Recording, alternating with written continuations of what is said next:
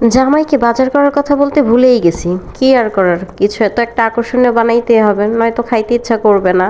তো এই তো ফ্রিজ ঘেটে ঘুটে দেখি যে 2 টুকরা গোস্ত সেই কবে রেখেছিলাম যে কিছু একটা বানাবো, বাজার টাজার তেমন একটা না থাকলে। তো যেই ভাবনা সেই কাজ। আজকে তেমন একটা বাজার টাজার নাই, তাই ভাবলাম যে বানাই ফেলি। এই যে এই উপকরণগুলো লাগবে আজকের এই রেসিপি বানাইতে। তো এই তো প্রথমে আমি সরিষার তেল ঢেলে নিলাম। এখন পেঁয়াজগুলো দিয়ে দিছি। পেঁয়াজ এখানে মনে করো মাঝারি সাইজের 4টা পেঁয়াজের মতো এখানে কুচি করা আছে। তো পেঁয়াজগুলো দিয়ে আমি ভালো মতো লাল করে ভেজে নিচ্ছি, বেরেস্তা করব না। তো এরপর আমি রসুন কেটে নিয়েছিলাম 3 কোয়া। তো রসুনটা আমি শুধু মাঝখান দিয়ে ফালি করে নিয়েছি, একবারে চিকন চিকন করে না, মোটা মোটা করে। এরপর আমি একটা তেজপাতা মাঝখান থেকে ছিঁড়ে দিয়ে দিছি। এরপর আমি এখানে দিয়ে দিছিলাম দারচিনি, এলাচ, লবঙ্গ। দেখা গেছে কিনা জানি না, স্পিডটা বাড়াই দিছি তো দেখা নাও যেতে পারে। তো দারচিনি, এলাচ, লবঙ্গ আমি একটা একটা করে দিয়ে দিচ্ছি, যেহেতু মাংস কম। এখন দিয়ে দিচ্ছি আদা, রসুন, জিরা বাটা। ছোট চামচ দিয়ে 1/2 চামচ পরিমাণে দিছি। আমি একটু পানি দিয়ে দিছি যেহেতু মশলা কষাবো। এখন গুঁড়া মশলাগুলো দিয়ে দিব। আমি স্বাদ মতো লবণ দিয়ে দিছি। এরপর আমি 1/2 চামচ হলুদ গুঁড়ো, 2 চামচ মরিচ গুঁড়ো দিয়ে দিছি, 1/2 চামচ ধনে গুঁড়ো দিয়ে দিলাম। এরপর মশলাটা ভালো করে কষাই নিব।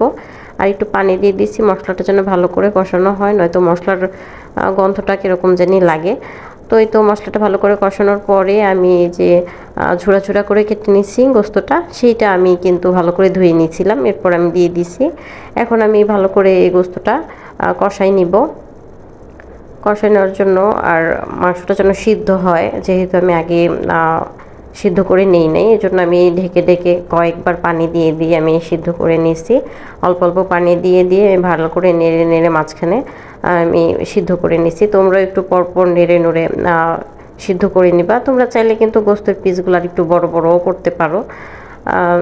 এরপর আমি এখানে ছোট্ট একটা আলু দিয়ে দিয়েছি। তোমরা যদি বেশি রান্না করো তো বেশি পরিমাণ দিয়ে নিবা। তো আমি ছোট ছোট করে আলুগুলা কেটে নিয়েছিলাম। তো এই তো আলুগুলা দিয়ে আমি আর একটু পানি অ্যাড করে দিব, যেন আলুটা গোস্তটা দুইটাই একই সাথে সিদ্ধ হয়ে যায় ভালো করে। তো এই তো এখন আমি ঢেকে দিব। এখন অপেক্ষা করব।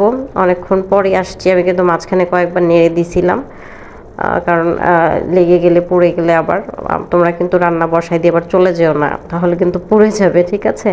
তো এই তো আমার মাংসটা কিন্তু প্রায় হয়ে গেছে, কিন্তু আমি আরও কিছুক্ষণ ভাজা ভাজা করব, আরও কিছুক্ষণ রাখবো, আর একটু কালার আসবে।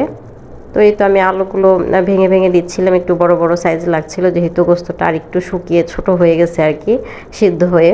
এই আলু আর মাংসের এই ভুনাটা গরম গরম ভাত দিয়ে অনেক ভালো লাগছে খেতে। তোমরা চাইলে ট্রাই করে দেখতে পারো। আজকের ভিডিওটা